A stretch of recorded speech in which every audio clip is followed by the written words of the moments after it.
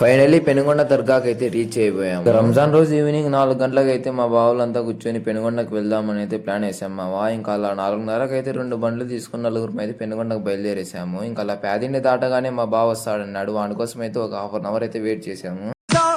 నే తుఫానై వచ్చాను మరి రాడని చెప్పాడు. మళ్ళీ అయితే వచ్చేసాడు. అలా 5:30కి మళ్ళీ పేదిండి నుండి అయితే బయలుదేరాం మామ. ఇంకా ఫైనల్లీ అయితే పెనుగొండకి అయితే రీచ్ అయిపోయాము. టైం చూసి 6:30 అయితే అయిపోయింది. ఇంకా లోపలికి ఎంటర్ అవగానే నమాజ్ టైం అయితే అయిపోయింది మామ. ఇంకా ఈ రోజు పండగ అవడం వల్ల అయితే జనాలు అయితే చాలా తక్కువ అయితే ఉన్నారు. ఇంకా మేము చదివింపులకు కావాల్సిన వస్తువులు అయితే అన్ని తీసేసుకున్నాం. నమాజ్ టైమింగ్ కావడం వల్ల అయితే గేట్లు అయితే క్లోజ్ చేసేసారు మామ. ఇంకా నమాజ్ అయిపోగానే లోపలికి అయితే అలో చేశారు. ఎంతో ఆనందంగా అయితే అనిపించింది మామ. రంజాన్ రోజు పెనుగొండ బాబా ఫక్రుద్దీన్ స్వామివారి దర్గాకు రావడం అయితే ఇంకా అలా తెచ్చిన వస్తువులన్నీ చదింపులు అయితే ఇప్పించుకొని అలా కొద్దిసేపు అయితే అక్కడే కూర్చున్నాం మావా. ఇంకా చివరికి 9:30కి అయితే బయటకి అయితే నైట్ 10 అయింది మావా పెనుగొండ నుండి ధర్మవరంకి అయితే బయలుదేరడానికి. ఇంకా ఈ విధంగా అయితే మేమైతే మా ట్రిప్ని అయితే సక్సెస్ఫుల్గా కంప్లీట్ అయితే చేసుకున్నాము. ఓకే మావా, నెక్స్ట్ ట్రిప్తో మీ ముందుకు వచ్చేస్తా. అంతలోపల వీడియో నచ్చితే లైక్ షేర్ ఫాలో అయితే చేసేయండి. Okay, thank you, bye.